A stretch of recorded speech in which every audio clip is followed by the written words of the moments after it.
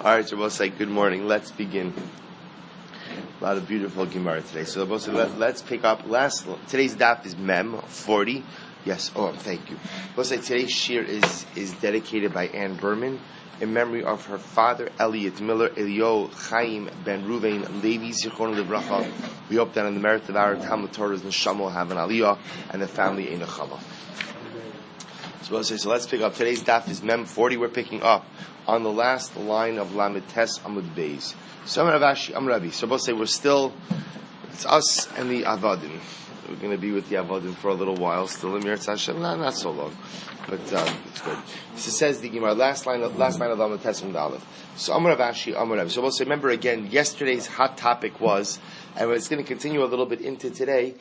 Thank you. That in the event that you are mafker, in the event that you make your eved hefker, so does the eved require a get shichra or not? Does the eved require a document of emancipation or not? And we're going to continue a little bit in that discussion today, kind of trying to figure out on non-classical cases of emancipation, and do they work or don't they work? So the Gemara says the following, last line, 39b.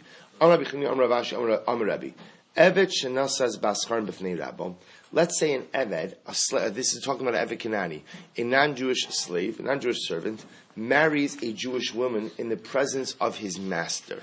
So the halacha is top of Mem, Yotza L'Cheirus. So both say the halacha is that the Eved goes free. The Eved goes free. Look at Rashi, Yotza L'Cheirus, the ilav de shachrei lo hava shavikle leminsav baschorim. So we'll say, so what's the logic behind that? Because here the Eved is engaging in an act that only a free man can engage in. He's marrying a Jewish woman, and he's doing it in the presence of his master. Were it not that his master had already set him free, his master would not have allowed this to occur. Amali Rabbi Yochanan, Kol kach yesh lecha yesh biadecha va'ani shones. So Rabbi Yochanan said, wow, you have such an incredible ruling in the name of Rebbe in your hand, and yet I have to tell you, I have a different ruling. HaKosev shtar eris in the shivchaso.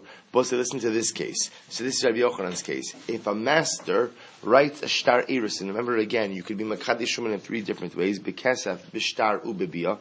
So a man writes a shtar erisin, which is being makadesh woman with a shtar to his shivcha, to his non-Jewish maidservant. So we'll see. So what's the status of such an erisin?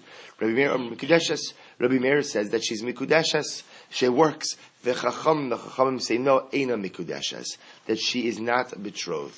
Ki the Amar Rava Bar Shila. So we'll say. So remember again, you see from here that what? Now we would assume that this case over here is the equivalent to the other case. Remember, they're really just two sides of the same coin. In case number one, the slave was marrying a Jewish woman, and Rabbi said that the slave goes free because the master would never allow this if the slave were not freed. And yet, again, in the sister case, which is the master marrying the slave woman with a shtar, so the Chachamim say that such a case does not work. So it says the Gemara, so how do we resolve this apparent contradiction? So we will see later on that there's a case of where if the slave goes ahead and puts on tefillin, that's also a sign of his freedom, and we will qualify that case to mean that that's only a situation where the master put the tefillin on the slave. If that's the case, then that's a manifestation of his freedom. Hachinami kisherabo hisio isha. Oh, what's the case here? We'll say the case over here is not simply where the slave is marrying a free woman. Rather, what's happening over here? The master is marrying off the slave to a free woman.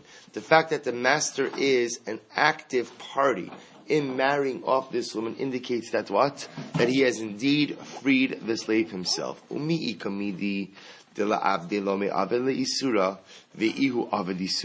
So also could it be that there'd be a situation where the master himself, if he tried to do something, it wouldn't work, which Rabbi says is the case of marrying the shivcha.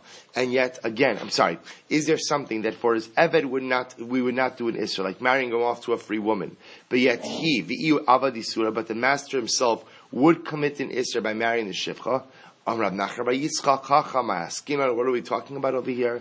The Amar La Tsi'ibo v'hiskad shibo. Rabbi said the case of the shtar erisin is the following, where the master says to the shifcha, he gives her a shtar erisin, and he says this shtar erisin essentially is going to accomplish two things. Number one, it's going to affect your emancipation, and number two, it's going to affect your kiddush. In other words, this is a powerful shtar. Look at Rashi. Si'ibo v'skadshibo, kilomar idamar iskadshibo greda v'adai shachar meikara, aval hashta da abarlot si'ibo v'skadshibo v'zeyilach shtar shichro shtar irus in galim moslo shachra elabahai. So remember, the case over here is where he's saying, take this shtar and become emancipated, and mikudeshes with this one shtar. So what he's saying over here is, I have not yet freed you, I have not yet emancipated you, but through this shtar you will become emancipated as well as mikudeshes. So in that case, what's the halacha? What's the status of the kiddushin? Rabbi Meir savar yesh b'lashon hazeh lashon shichror. So Rabbi Meir says that this is a proper formulation for emancipation. The Rabbanan savri ein belashon hazeh lashon shichror.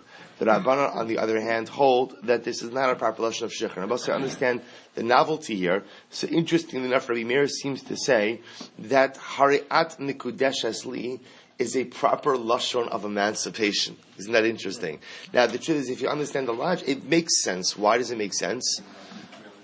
Because there's no other way for kiddushin to take place unless, of course, there's shichror. So there definitely is a logic in it. The Rabbana, on the other hand, say no. The only proper lashon for shichror is what? A real explicit lashon of shichror, that I am hereby actually freeing you. Amar Yeshua ben Levi, Eved sheniach tefillin b'fnei Rabbo yatsa lechiros. Rabbi Yeshua ben Levi says that if a slave put on tefillin in the presence of his master, remember again, this case is not as dramatic. An Eved does not put on tefillin. Why doesn't an Eved put on tefillin? Because we're saying Eved is, remember, an Eved Kanani is quasi-Jewish, but he's only chayiv in mitzvos like a woman. Therefore, he's exempt from mitzvos aseh shazman grama, time-bound mitzvos, and tefillin, at least the way we paskin, is a time-bound mitzvah. It's a big machlokes, but it's a time-bound mitzvah, and therefore, again, if an Eved put on tefillin in front of his master, yatsa lecherus. So ultimately, again, he goes free. Now, the idea over here is, if the Eved puts on tefillin in his own room, so that's not a demonstration of his freedom. The idea over here is what? He's putting it on in front of his master, and what? And the master is not objecting. So because of that, we take that to mean that the slave is free. So Meisvei, the Gemara is the Kasha, listen to this. Lava Heimenu, Rabbo, this is an interesting case. If the master borrowed money from his Eved Kanani, if he borrowed money from his Eved Kanani, O Sha'aso Rabbo Apotropos, or the master made the slave an apotropos, made him in charge of the estate. O Sheniach Tilin Bifnei Rabbo, or if the slave put on tefillin in the presence of his master, O Shekara Shlosha Psukim Bebeis HaKnesses, or if the slave was the Balkore for an aliyah in shul, Bifnei Rabbo, all of these cases, Hare Ze Lo Yatsa Lecherus. Rabbi saying all of these cases, the slave does not go free. In other words, as much as all of these seem to be activities of a free man, nevertheless, they do not create the ability for the slave to go free. Amara Bara Shila, what Rabbi says that's a contradiction, because before we just said that if the slave puts on tefillin, that is demonstrative of his freedom. Now the Bryce is clearly saying that if the slave goes free, it's what? It's not demonstrative of his freedom. So which one is it? To which the Gemara says, Kisharabo hiniach lo tefillin. The case is where what Rabbi say, where the master put the tefillin on the Eved.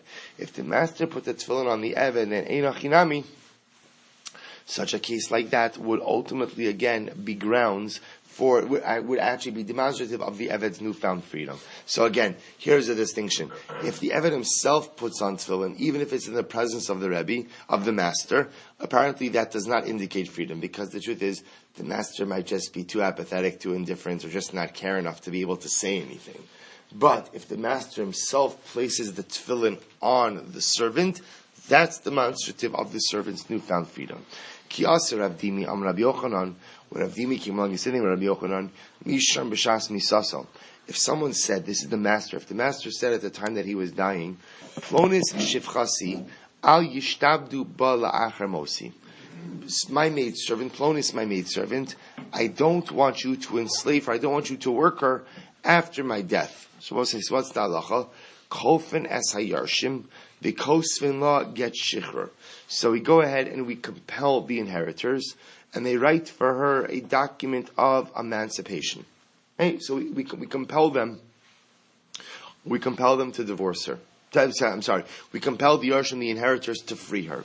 Amru the fun of Rabbi Ami, Rabbi Asi. I'm sorry. Amru the fun of Rabbi Ami, Rabbi Asi. Rabbi Iyatamodeh Shebaneh Avadim. So Rabbi Ami and Rabbi Asi said, this is ultimately to Rav Dimi in the name of Rabbi Yochanan. Rabbi, why would you force the Yarshim to go ahead and free the maidservant? Because if you free the maidservant, the children also lose out on what? On the ability to ultimately have her future offspring. So we'll say what they were suggesting is that when the individual on his deathbed says, Al yishtabdu ba, don't go ahead and work her hard, he's not necessarily telling the Yarshim to emancipate her. What is he telling them?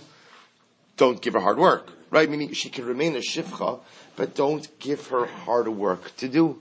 So they will say, so that's the machlokes over here. So Rav Dimi understands that in this case, when the guy says on his deathbed, don't go ahead and enslave, don't work my shifcha too hard, we force the Yarshim ultimately to emancipate her. On the other hand, these other rabbis say, no, what he's really just saying is don't work her too hard, but we're not commanding, the father was not commanding his offspring to go ahead and emancipate her, because if they emancipate her, they not only lose her, but they lose her offspring as well. So the Gemara goes weiter. Ki asr of Shmuel bar Yehuda Amar Rabbi Yochanan, Mishar Mishas Misaso, if someone says at the time of his death, Plonis Shivchasi Koras Ruach Asa Sali. So if a man says on his deathbed, my maidservant, she provided me much Koras Ruach. Koras Ruach also means like inner quietude. In other words, she was a good shivcha. She worked hard. So what's the halacha? Kofin as hayarshin va'osin la Koras Ruach.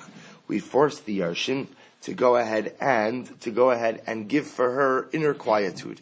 How do we give her inner quietude? By emancipating her. So like Rav Dimi, we forced to emancipate. My taima, mitzvah lakayim divrei hameis. But I say, what's the logic here? Because it is a mitzvah to go ahead and uphold the words of the dead.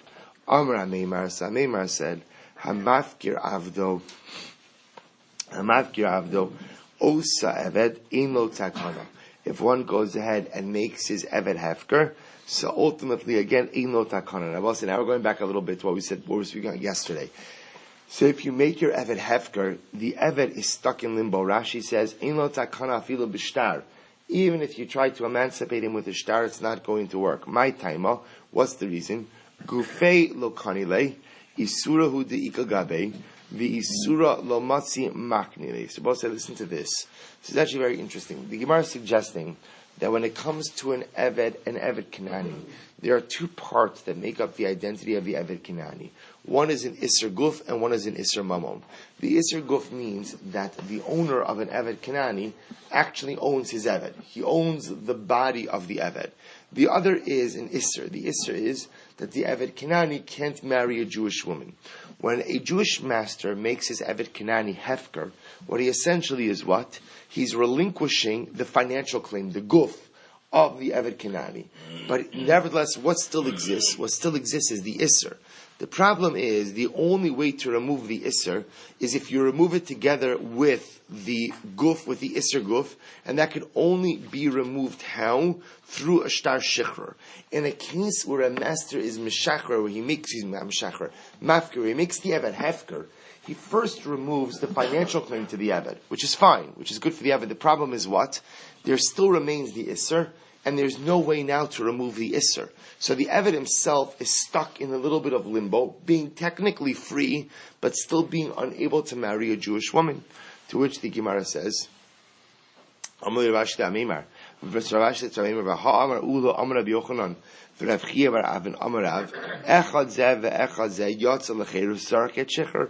yet Rav said that whether you're makdish your Eved, you consecrate your Eved, or you're mafkir your Eved, you make your Eved hefker, the Eved goes free, but the Eved requires a get shikhr, requires a document of emancipation. Amarlei, so he said, Sarich ve'in lo takana. It is true, he requires a document of emancipation, but you can't give him that document of emancipation. Ike de Amri, others have a different version of this. Amar Meimar, hamafkir avdo umeis, if someone made his Eved hefker, and then the master died, Osa Eved Ino Takana. That Eved Rabbosai is stuck. He doesn't have any remedy. Why? My taima gufe lo kanile, because now that the master made him hefker, so the master doesn't have any rights over the body of the Eved. Isurahu di ikagabe. But there does still exist this Isser to marry a Jewish woman. Visur lebrei lamaris. And again, that Isser is not inherited by the sons of the master. Therefore, there is no one to free that Eved from that Isser, and therefore it remains. Amr Ravashi la Meimar. So Ravashi said to Meimar, V'hakiyas Rav Dimi Amr Rabbi Yochanan. But what about the fact that Rabbi Yochanan said before that Lamaisa again? If you remember, Rabbi Yochanan was one. Rav Dimi said to Rabbi Yochanan, that was the case of the guy who said on his deathbed that my shifcha was good. Take care of her. Give her koras ruach. Don't be mishtabed her. And again, we said in that case that what happens, we force the Yarshim to give a get shechrer, to which the Gemara says, Rav Dimi ta'usahi. The Gemara is something very interesting. The Gemara suggests that Rav Dimi, the Gemara is suggesting over here, that the statement of Rav Dimi was mistaken. It was a taos. It's a wrong girsa. Amrali mai ta'usa. What's the mistake? De lo amra belashon shechrer. We will say the reason that case was a mistake was because the master did not use, the father did not use the lashon of shikhr. He just said al yishtabdu. So if you just say al yishtabdu, that's not enough ultimately to cause the Yarshim to free the Eved.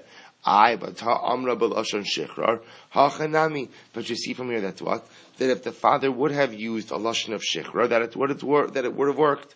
Amrali ana kid Rav Shmuel bar Yehuda sirli. So he said, I hold like Rav Yehuda bar Shmuel. So I'll say, so what did Rav Yehuda bar Shmuel say? Rav Shmuel bar Yehuda said that if einachinami, if a man said, b'shas misaso, that my shifcha took good care of me in my lifetime, take good care of her, that ultimately we go ahead and force the Yarshim to emancipate her, but that's based on mitzvah l'kayim divrei hameis. So the Gemara says, hahu, this is another story, hahu diskarta da'avdi, this damin la'obego chavim. It was an interesting case. There was a diskarta, Rashi says a kirya. There was like a city of avadim that were owned by Jews, and the city was sold, this meaning the avodim were sold to Gentile masters. So what happened? There's daven of Kalu Maravsa Basrai. So what happens? The secondary owners, in other words, if you could just imagine this case, so there was a city of avodim that were owned by Jews. The Jews sold the slaves to non-Jewish masters. The non-Jewish masters died. They all died. So what happens? So the slaves came before Ravina. Amar lahu zilu ahadru abnei maravasa kamai v'yichtuva lecha gita decharusa. So Ravina advised them, go back to your first masters and have the first masters write for you a get shikhr in order that you can go ahead and marry a Jewish woman. So take a look at Rashi. Rashi says, Asu ha'avadim lekamei Ravina latirmim nos Yisrael. So these slaves came before Ravina because they wanted to marry Jewish women. So Ravina said to them, Ahadru abnei marasaychu kamai chazru al bnei adonichem harishonim ubikshu mehem lichtov lachem get cheros. So go back to the sons of your first masters, the Jewish masters, and ask them to write for you a get cheros, a get shikhr. So Amrulei Rabban Ravina. So the rabbi said to Ravina, V'hamar Ameimar, Hamafkir Avdo Umeis, Osa Eved Ein Lo Takana. But what are you doing? We learned, that's what? That if somebody makes their Eved Hefker and then he dies, that Eved doesn't have any remedy because the children can't write to get Shikhr. Rashi says, Ein Lo Takana, Di Isur Labanav Lo Moris, V'hanami Ki Zabne, Paka kaspe b'nei v'isuruhu dehavale gabe v'isur lav yerusha hi lahorish labar. So remember again, this all goes back to when you saw this big idea, which is that when a Jew owns an eved, there are two parts that the eved has. One is that the eved's body, his guf, is kanoi, is acquired by the adon, and the other part is an isser, is a prohibition to marry Jewish women. Now, under normal circumstances, both of those issues are resolved at once. How? With the get shikhr. You give your eved a document of emancipation, it removes both things at once. The issue over here is when you begin to divide up these processes. So if a master makes his eved hefker, what he has relinquished is his rights, his monetary rights to the eved. I no longer own the eved. but the Isser piece is still there.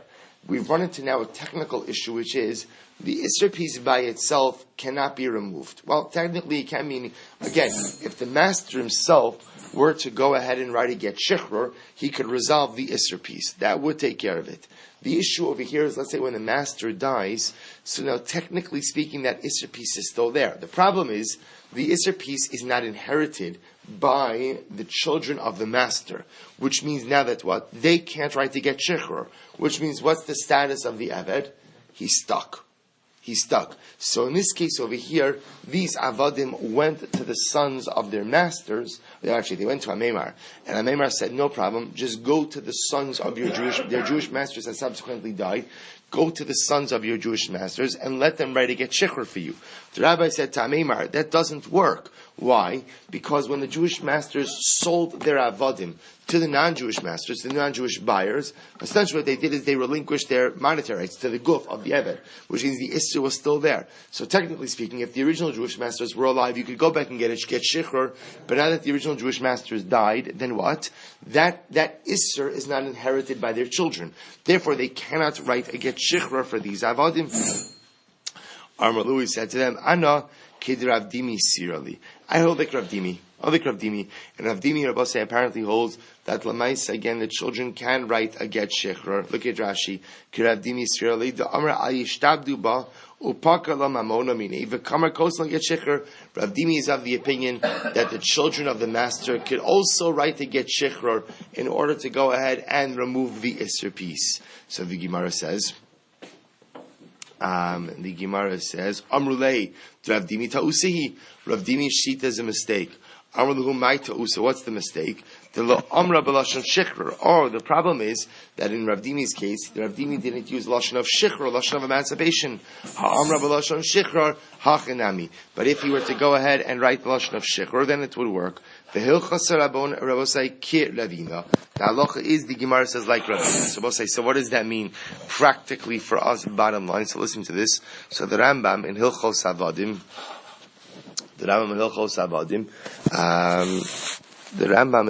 Havadim, Perek Ches, Halacha Yud Gimel. Just 1 second, I'm sorry. Perek Ches, Halacha Yud Gimel writes the following. Very simple halacha. Hamafkir avdos. We'll say, so bottom line, what is the halacha if you're mafkir your eved? If you make your eved hefker, what's the halacha? Yatzal. So first off, you make your eved hefker, the eved goes free. Vitzarich get shichrur, but the eved still requires a get shichrur. Ve'emeis ha'adon shefkiru hayoresh kosiv lo get shichrur. So Satzoi Paskin Halacha Lamai says, first of all, even if you make your Evet Hefker, you still have to write a get shichrur. Because as we said before, Hefker only removes the claim that the Adon has against the guf of the Evet, but doesn't remove the Isser. So you still require a document of emancipation. And furthermore, if the master makes his Evet Hefker and dies before writing a get shichrur, the children have the ability to write a get shichrur. See, now you know what to do in case the situation presents itself. So says the Gemara, Hu Avda, the Beit Trey. We're supposed to listen to this case. There was an Eved that was owned by two people. We're going to spend some time talking about this kind of case because it's interesting, where you have an Eved that's owned in partnership. Two Jews own an Eved Kenani, and what happens, the interesting case that comes up is when one of the partners decides to emancipate his part of the Eved, which is going to yield a very interesting case of Chatzi Eved, Chatzi Ben Chorin, a Chatzi. Not just shawarma and chicken, right? It's right. So the Chatzi case is going to be a very interesting case that we're going to deal with. So the Gemara says the following, listen to this. Ha'u avda tekam de Beitrei. There was an Eved Kenani who was the property of two Jews. What happened? So one of the partners got up and he emancipated his part. Amar idach. So the other partner got nervous, said, I know what's going to happen. The rabbis are going to knock on my door and they're going to force me to emancipate my partner. Because we're going to see that when you have a situation like this, of a Chatzi Ben Chorin, the Beis Din forces the remaining partner to emancipate his half. Because also the problem is that a Chatzi Ben Chorin is in absolute limbo. Why is he in limbo? He can't marry a Shivcha, he can't marry a maidservant because he's partially Jewish, so to speak. He also can't marry a free woman, a Jewish woman. Why? Because he's a Chatzi Eved. So in that case, how you resolve it is we force the remaining partner. So this other partner is nervous that the rabbis are going to knock on his door and they're going to force him to emancipate his chilik of the Eved. So what's his chap? What does he do? This is interesting. Azal akni libno katan. So he went ahead and he transferred, he was makna his ownership interest to his young son, to his minor son. Now what does that do? Rashi says, Akni lebnei katan, shein roi lakofo bezdin. A bezdin doesn't force a katan to do anything. So because of that, he figured, you know what, it's like a Eved shelter. So he goes ahead and he places the Eved essentially in the ownership of his young son. So what happens? This is actually an interesting case. So the Gemara says, Shalchi Rav Yosef Bredi, Papa. So Rav Yosef, the son of Rava, sent to Rav Papa, Shalach le kasher asa kenye aselo. What this guy did is going to be done to him. Gimulo yoshiv lo borosho. Listen, you want to play games? We'll play games with you. Anan kimlam biyanuka dinekarva daiti legabe zuze. We know that children like shiny coins. Children like shiny coins. But we'll say, and the interesting part is not because children value money, but because children value nice, shiny things. So we know children like coins. So what are we going to do? Mokmino leapotropis. Bezdin is going to go ahead and what? Bezdin will establish for this child an apotropis, meaning an apotropis is like what's the right word? Administrator. But it's like an administrator, guardian, trustee. You know, someone ultimately, again, who's here to manage the affairs of his best interest. And therefore, what are we going to do? Amud Beis, umekarkish lezuze, will jingle the change in front of the child. Because understand, we're not trying to cheat the kid. In other words, we're going to get the kid. It's the apotropis' obligation to get the child the fair value of the Eved.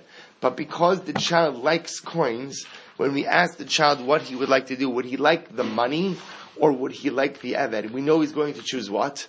The money. But I will say again, because of the innocence of children, it has nothing to do with the value of the money. It has to do with the fact that his ownership interest in another person is really very irrelevant to him, but shiny coins is very pretty. So what do we do? We're going to jingle the coins in front of him. The fair value of his ownership interest, he's going to accept the coins because of al shmei, and therefore we will be able to emancipate the remaining part of the Eved. Fine. Tan Rabbanan. Haomer. Asisi ploni avdi ben chorbos. Another interesting case. If a master says,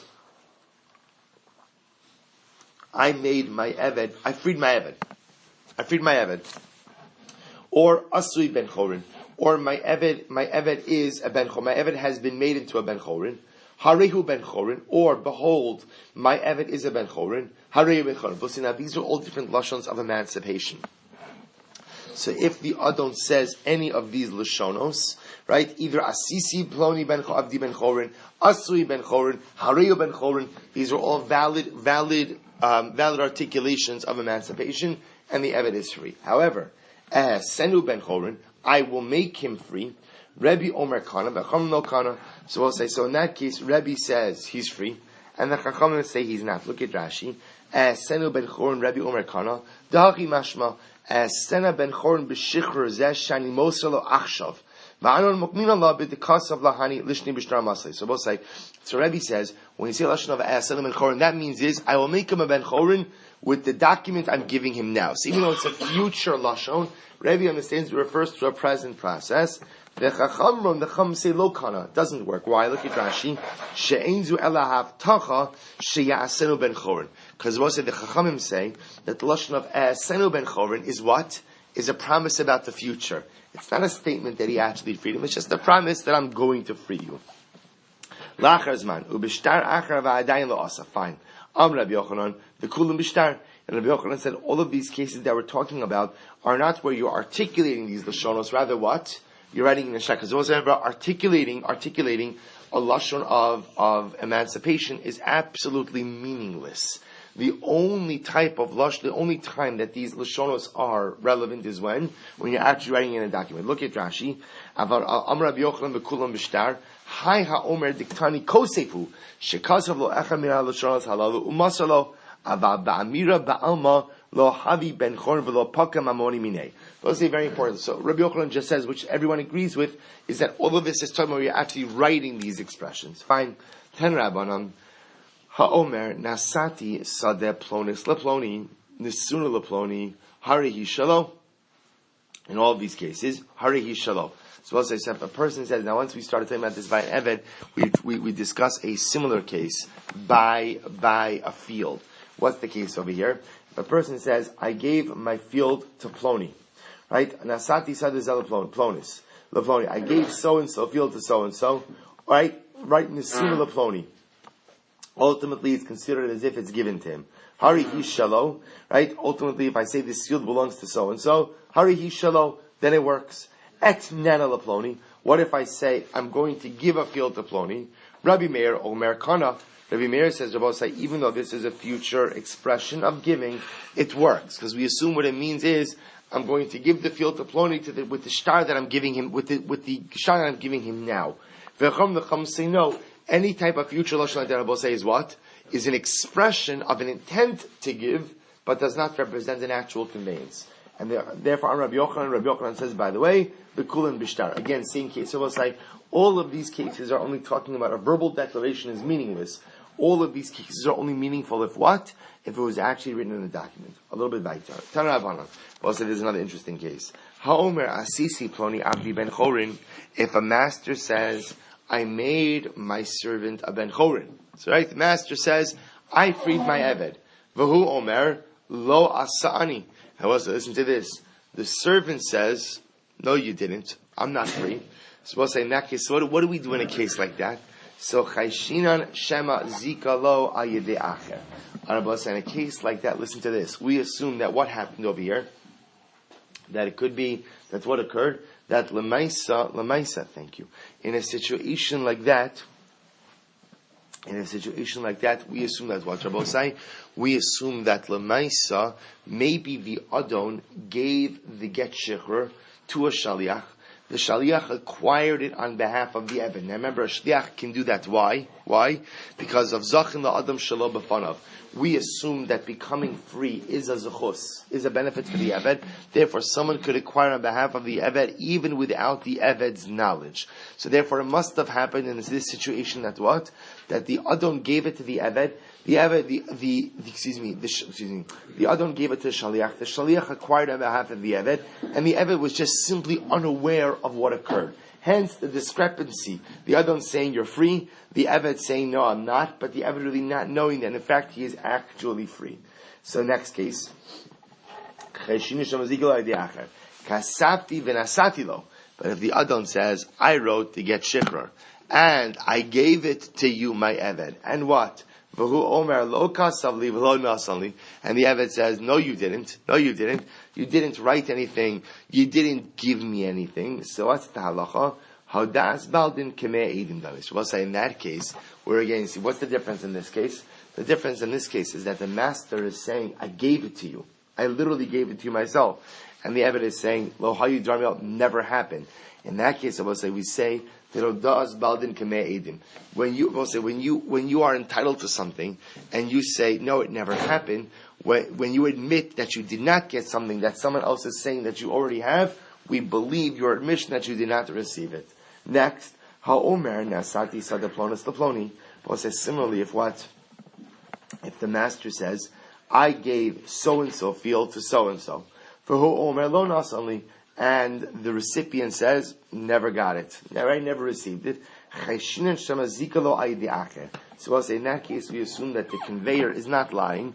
Rather, again, what happened is he gave it to an agent. Right? He had an agent acquire it on behalf of the recipient. And the recipient was simply unaware that he is now the proud new owner of a field. However, but I will say, if the owner of the field said, look, I wrote a shtar and I gave it to you directly, and the recipient says, never happened, then what? What's the halacha? Hodas baldin kameh edin dami. Then I will say, in that case, we assume that's what? We believe the recipient, because again, if the recipient is admitting that he does not own something, that the conveyor is giving over to him, then lemaisa again, hodas baldin kameh edin means when you admit that you do not have something that technically speaking you are entitled to based on the admission of someone else, you are believed like 100 witnesses. So the Gemara asks, by the way, mi ochal peros. And I will say now, what the Gemara is asking over here is in this case, which is interesting. In this case, where let's say again, the owner of the field says, I wrote the shtar and I gave you the field, and the recipient says, never happened. So now wherever we believe the recipient to say it never happened. Who eats the fruit of the field in this interim period? So the Gemara says, I'm sorry. Rav Chisda Amar, no sin ochal peros. Rav Chisda says, well, it's obvious, the nosin, which is the original owner of the field, eats the peros, because at this point in time it's been proven that it remains in his rishus.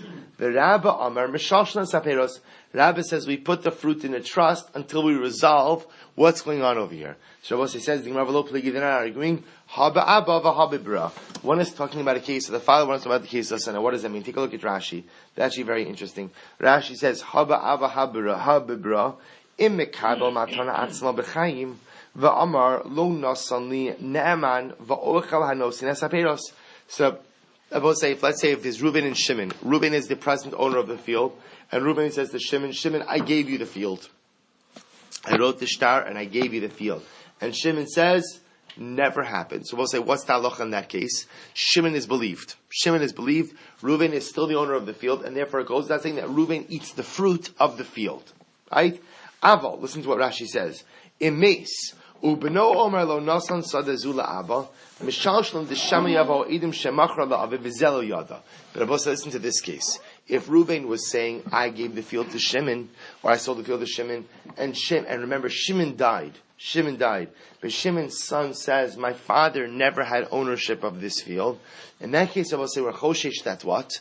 That maybe a transaction did occur, but what? But the son of Shimon doesn't know about it. In that case, mishamshalin, we put the payros kind of in a trust with a third party until we resolve what it is exactly that's going on over here. Fine. So let's go a little bit lighter. Says the Mishnah. Evet shaso rabba apotiki lachim. Now this Mishnah is going to read a little bit strangely, so we'll read it and then we're going to understand it in the Gemara. So if you have an Eved whose master made him an apotiki for achim. I will say apotiki. Apotiki is a contraction for apotehe koi, which means essentially collateral. Now let's say again, the Adam, the master, borrowed money from another party. And the master said, in the event that I cannot repay my debt, apotehe koi, this Eved, you will take payment from my Eved. This Eved will be payment for the loan. So, and what happened? The shichruro. And then Rabbi said, this is actually an interesting case. The master, it sounds like the master emancipated his servants. So what did the master do? The master just emancipated the source of repayment for the debt. So what's the halacha? Shuras hadin eina eved chayev klum. So it was according to the strict letter of the law, the eved doesn't owe anyone anything, but for the benefit of society. Kofen es rabo. So va'asa oso ben chorin. We forced the master to make the Eved a free man. And again, we'll discuss in the Gemara what exactly this means, because it doesn't really read well. V'kosef shtar al damav. And we'll say, it sounds like that the Eved writes a shtar for his value. Again, we'll see in the Gemara what this all means. Rav Shimon Gamliel Omer, Eino kosef al meshachrer. Rav Shimon Gamliel says, the Eved does not have to write anything, rather the meshachrer, the one who emancipated him, has to write a document for his value. So says the Gemara, Eved shasa rabba potiki v'shichraro, samish shichraro. So we'll say, we'll just read this line and then we're going to stop here. So who emancipated him? Omar Rav Rabo Rishon. So really, it's the first master. So we'll say, so the case that the Gemara is setting up over here is what happened. What happened in this case is the first master, we'll call him Ruvain, who was the master, borrowed money from Shimon and Ruvain collateralized his Eved for the payment of the debt. And what's the case over here? The case over here is where then Ruvain subsequently emancipated his Eved. Now, of course, the Mishnah is going to tell me, obviously, if he emancipated his Eved, what he also did is what? He also took away the collateral of the debt. So we'll stop over here for today, but in Hashem, tomorrow we'll discuss then what the ramifications of the debt are when Reuven, the borrower, ultimately goes ahead and removes the collateral. So let me just share with you a short idea from the Parsha.